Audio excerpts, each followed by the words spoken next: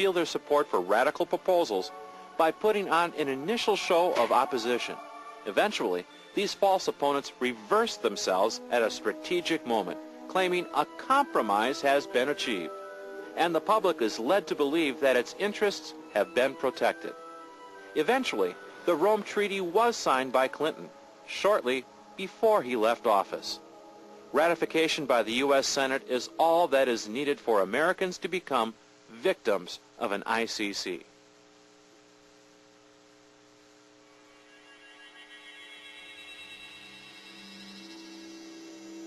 If a UN-controlled world government is achieved, Americans can expect their lives to change dramatically. For example, population controls would go into effect in America. These controls include mandatory abortion, modeled after China's UN-funded one-child policy.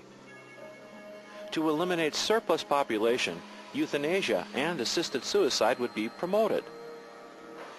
Private and home schooling would be outlawed, as the UN takes control over all facets of education.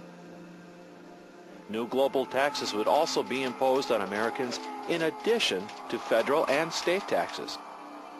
To transform much of the United States into wild lands habitat, millions of Americans would be relocated and miles of roads would be declared off-limits. The very right to own property would be restricted and eventually abolished altogether.